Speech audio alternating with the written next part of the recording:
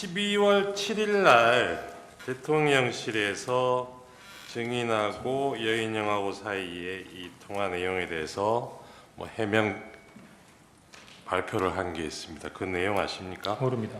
대통령이 정치인 체포 지시한 바 없고 대공수사권은 간첩 정리 취지에서 나온 얘기라고 대통령실에서 언론에 밝혔다. 이렇게 언론에도 보도가 봤습니다. 됐습니다. 이게 증인이 대통령이나 여인영하고 통화할 당시에 간첩 얘기가 나온 적이 있습니까?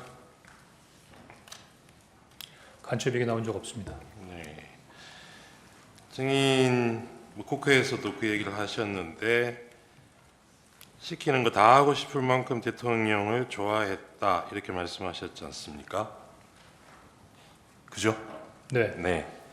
그 사이에 대통령 보고를 한 4차례 하셨다 그랬는데 증인의 대통령에 대한 그런 마음이 대통령한테도 전달이 됐을까요?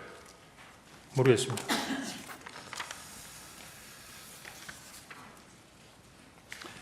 아까 그 비상계엄 발표 보고 국정원장을 막 여기저기 수소문을 해보셨다 그랬잖아요. 근데 연락이 안 됐다 그랬죠. 네. 그때 혹시 국정원장이 대통령실에 가 있을 거라고는 생각을 못 하셨습니까? 예, 못했습니다. 국무회의가 있을 거라고는 혹시 예상을 하셨어요? 어느 시점에서 말씀이십니까? 그러니까 비상계엄 전에 대통령이 나와서 비상계엄 하기 전에 국무위원들 모아가지고 심의를 했을 것이다. 말씀드리면은 원장님은 다음 날 오전에 인천공항에서 해외로 출장 계획이 있었고요. 저도 그 다음 날 김포공항에서 9시 비행기로 해외로 나가도록 돼 있었습니다.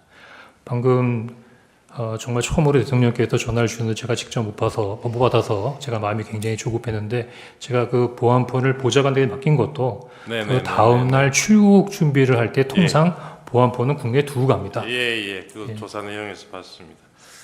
그 대통령이 청구인한 그 증인한테 전화한 시점하고 조태영 원장한테 그 대통령실로 들어오라고 전화한 시점이 거의 비슷해요.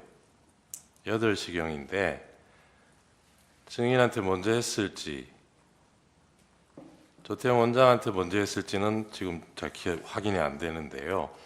그게 조태영 원장이 국내에 있다는 걸 알았더라도 내일 그 다음 날 그 미국 출장 그 예정이 무슨 CIA 국장 만나는 일정 아니었나요? 굳이 제 입으로 얘기하지 않겠습니다. 뭐 다음 알려져 있던데요. 그래서 대통령으로서는 그 일정 때문에 원장한테는 이 얘기를 못 하고 증인한테 전화했던 건 아닌가 뭐 그런 생각도 들긴 하던데 증인 생각은 어떠세요? 그래서 제가 조태영 원장님한테 말씀드리면서 원장님 제가 대통령께서 전화 주셨습니다. 그렇게 말씀드렸던 겁니다. 증인 그 조태영 원장한테 이 계엄 선포 언제 알았느냐 이렇게 물어봤을 때 그런 건 왜 물어요? 이렇게 대답했다 그랬잖아요. 그렇습니다. 이 대답도 조금 상식적이지가 않은데 이때 이거 어떻게 이해했습니까, 증인은? 하여튼 제가 1년 이상 충심으로 우리 국정원장님을 잘 모시려고 노력했는데 12월 3일 전과 12월 3일 이후에 조태영 원장님은 다른 분 같다고 느꼈습니다.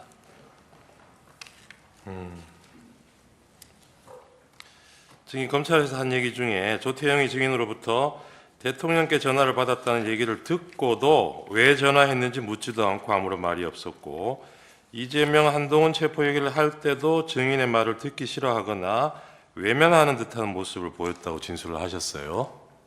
기억나십니까? 네. 조태영이 그런 반응을 보이는 이유는 뭐라고 짐작하세요?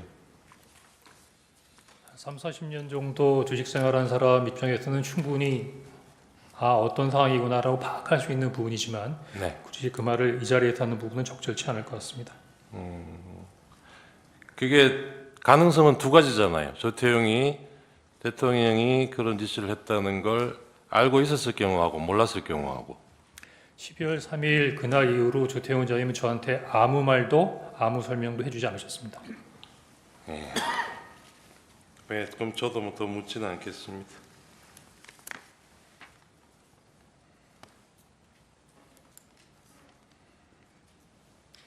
그 대통령이 전화로 했다는 워딩 이게 뭐 싹 잡아드려 다 잡아들여 싹 다 정리해.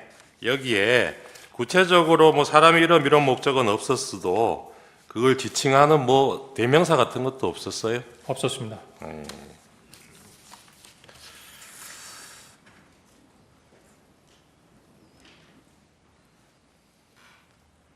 이 조태용이 증인이 아마 아시기로는 그 조태용이 저 수사기관에서 어떻게 진술했는지는 그 내용은 아마 모르시죠?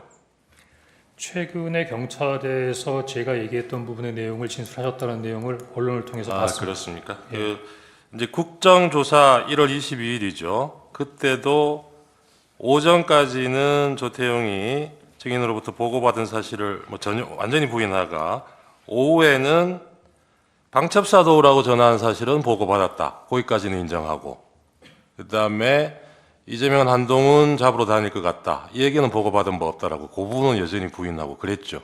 국회에서. 그런데 그 전에 이 검찰이나 경찰에서 이 조태용이 조사받으면서는 같은 취지로 얘기하기는 했어요.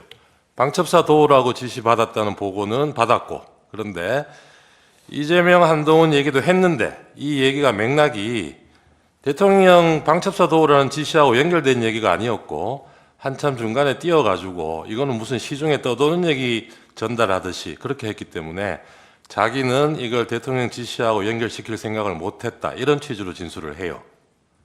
그 얘기도 혹시 들으셨습니까? 예. 그래서 증인이 당시에 조태용한테 보고할 때 그 보고한 내용과 맥락을 가능하면 워딩 그대로 지금 말씀해 주실 수 있습니까? 이해를 못할 정도로 중간에 이야기들이 많이 끈 게 아니고 딱 네 문장이었습니다. 첫 번째는 대통령님부터 전화 받았습니다. 아마 해외 출장을 이미 출발하셔서 원장님이 자리에 안 계신 줄 알고 저한테 전화를 하셨나 봅니다. 대통령께서 방첩사를 지원하라고 합니다. 방첩사에서 이재명 한동훈을 잡으러 다닌답니다. 그리고 마지막으로 원장님 최소한의 방침과 아까 말씀드렸던 방향을 주셔야죠 하는 그 부분이 답니다. 원장님이 거기에 대한 답을 안 하셨기 때문에 제가 혼자 4마디 5개 문장이군요. 그 4마디 5개 문장 이외에는 뭐 원장님이 특별히 말씀드린 부분이 없기 때문에 뭐 갑자기 이렇게 헷갈리거나 중간에 뭐가 들어가서 맥락을 이해하지 못할 뭐 그런 상황은 아니었다고 생각합니다. 네, 방첩사 도우랍니다 하고 마지막에 이재명 한동훈 잡으러 다닌답니다. 이 얘기하고도 조금 뜸을 들이긴 들이셨어요? 뭐 뜸을 들인다고 해도 뭐 두 사람이 마주 앉아 있는데 제가 보기엔 뭐 이렇게 서로 뜸을 들이거나 했던 부분은 아닌 것 같고요. 네. 다만 저는 이런 지시를 받고 원장님하고 좀 추가적인 부분으로 상의를 하거나 아까 저기 변호인께서도 말씀하셨지만 뭐 제가 나름대로 어떤 의지를 갖고 있다 하더라도 지휘관의 의지가 최소한 어떤 부분인지를 상의해야 되는 부분이기 때문에 보고를 줬던 부분인데 원장님께서 그런 반응을 보이시는 걸 보면서 더더 당황하긴 했습니다만 뭐 굳이 말씀드리기 좀 그렇습니다만 왜 그렇게 하시는지는 이해할 수 있었습니다. 네. 그 12월 6일 날 11시 반에 정보위원장실에 가서 정보위원장 신성범 의원하고 여야당 간사 그렇게 있는 자리에서 이 12월 3일 계엄 당시 상황 이제 설명하셨잖아요. 네. 그때 이 정보위원장 설명한 내용 중에 2차 계엄까지는 아니더라도 2차 군사 개입 가능성이 크다고 보고를 하셨다고 보도가 되어 있습니다.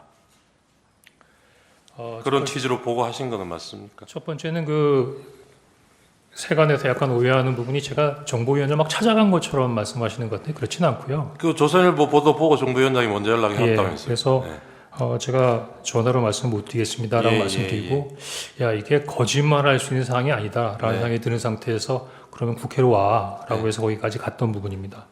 그 2차 계엄과 관련된 부분의 내용은 그 상황을 설명드리는 보고라고 보다는 이제 자리에서 여러 가지 부분의 내용이 나오다 보니까 어떤 상황이 벌어질 수 있는가 하는 부분에 대해서의 대화 또는 의견의 교환이었다라고 말씀드리는 게 더 정확할 것 같습니다. 네. 또 한 가지는 이미 그렇게 말씀드렸습니다만 이게 어떤 수입된 정보를 근거로 한다거나 정보 판단을 근거로 한 것이 아니라 제가 나름대로 그 사항을 쭉 보면서 그럴 개연성의 우려를 표명했다. 보니까 그날 뭐 한 세 가지 정도를 얘기하셨죠. 그만요. 제안하겠습니다.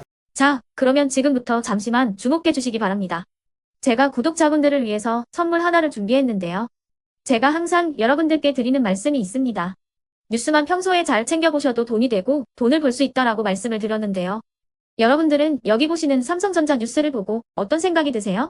아니면 정치인들의 뉴스, 날씨 뉴스를 보고는 어떤 생각이 드시나요? 그냥 뉴스만 보고 끝내는지 아니면 이 뉴스를 어떻게 이용할 수 있는지 이 부분을 고민하고 계시는지를 되물어보고 싶습니다. 그 이유가 뭐냐 하면 제가 지난번에 여러분들께 뭐라고 말씀을 드렸었죠? 지금은 반도체 섹터를 눈여겨보셔야 한다고 말씀드렸습니다. 그리고 나서 이런 썸네일들 뉴스를 통해서 많이 보셨을 겁니다. 반도체 내용이 이슈가 됐을 때 부자들은 어떻게 생각한다? 반도체 관련주들은 뭐가 있는지, 어떤 종목이 가장 좋은지, 어디에 투자해야 돈이 몰리는지 자연스럽게 생각한다고 제가 말씀을 드렸죠. 그 이유가 뭐냐 하면 부자들이 봤을 때는 이슈가 곧 돈으로 이어지고 그 이슈가 나에게 돈을 벌어준다는 경험적 확신이 있기 때문에 부자들은 항상 이런 사회적 이슈를 관심 있게 챙겨본다고 제가 말씀을 드렸습니다. 이번에도 마찬가지인데요. 제가 지난번에 시청자분들과 함께하는 주식으로 수익 내기 이벤트를 진행했었죠. 당연히 100% 무료로 진행을 했었고요. 여기 보시면 아시겠지만 제가 지난번에도 구독이라고 보내주신 모든 시청자분들께 반도체 관련주 중에 가장 크게 급등할 딱 한 종목, 많은 종목도 아니라 한미반도체 한 종목을 여러분들께 추천드렸어요. 그러면서 여기 나와 있는 대로 정확히 얼마에 매수해야 하는지, 그리고 수익률이 어느 정도 나왔을 때 팔아야 하는지를 이런 부분들까지 여러분들에게 정확히 알려드렸었는데 지금 실제로 어떻게 되었다? 오른쪽을 보시면 아시겠지만 제가 지난번 문자 발송으로 이 한미반도체를 소개해드리고 나서 실제로 이렇게 5배 이상 어마무시한 상승이 나왔습니다. 100만 원만 투자를 했어도 무려 500만 원이 넘는 수익금이 생긴 거죠. 그래서 당시에도 굉장히 많은 분들이 제가 드린 이 한미반도체로 수익을 내실 수가 있으셨을 텐데요. 다시 한번 축하드린다고 말씀을 드리겠고 이번에도 마찬가지입니다. 앞으로도 2024년, 2025년 계속해서 기대해볼 섹터는 AI입니다. 그 중에서도 AI 반도체는 그 누구도 부정할 수 없는 미래성장 산업입니다. 그러면 우리가 어떻게 생각해 볼 수 있을까요? AI 반도체 종목 중에 앞으로 크게 대장 역할을 하면서 10배 이상 급등할 수 있는 텐베고 종목을 지금부터 열심히 추적해야 한다는 겁니다. 큰 돈을 투자하지 않더라도 월급의 일부분 아주 소액이라도 이 종목을 모아가야 수백 %의 수익률을 손에 쥘 수 있는 것이죠. 지금 여러분이 보고 계시는 이 유튜브 또한 AI 반도체와 아주 밀접한 연관이 있고 반도체야말로 대한민국의 핵심 산업으로 앞으로 더더욱 시장은 성장할 수밖에 없습니다. 그렇기 때문에 제가 이번에도 뭘 보내드리고 있냐면 지난번과 똑같이 구독이라는 문자를 보내주시면 제가 AI 반도체 관련주 중에 앞으로 대장주 역할을 하면서 주가가 가장 크게 급등할 한 종목을 여러분들께 문자 발송으로 종목명과 사고 파는 시점을 모두 알려드릴 건데요. 그 문자를 받고 여러분들이 주식으로 돈 버는 연습을 한번 해보셨으면 좋겠고요. 혹시라도 나는 주식을 하지 않는다 하시는 분들은 주변에 주식하시는 지인분들에게 말씀을 해주셔도 되고요. 아니면 연세가 있으셔서 투자가 어렵다 하시는 분들은 이 종목을 자녀분들에게 한번 사봐라. 이걸로 한번 수익을 내봐라. 이렇게 조언을 해주실 수도 있는 거겠죠. 그래서 지금 이 영상을 보시는 시청자분들 중에 나도 이번 종목이 좀 궁금하다 하시는 분들은요. 누구나 상관없이 그리고 어느 시간대나 상관없이 부담 없이 010-2514-5930번으로 구독이라는 문자 보내주시면 제가 이번에도 똑같이 무료 추천 급등주 문자를 보내드리겠습니다. 이해되시겠죠? 제 번호 010-2514-5930번으로 구독이라는 문자 보내주시면 여러분들이 직접 이슈를 통해서 돈 버는 연습을 해보실 수가 있는 거고 제가 돈을 받는 것도 아니고 투자를 대신해 드리는 것도 아니기 때문에 부담 없이 신청해 주시면 되는 겁니다. 그리고 수익이 나면 저는 다른 것은 하나도 바라지 않습니다. 제 채널에 구독, 좋아요 한 번씩만 눌러주시라 이렇게 다시 한번 말씀을 드리겠습니다.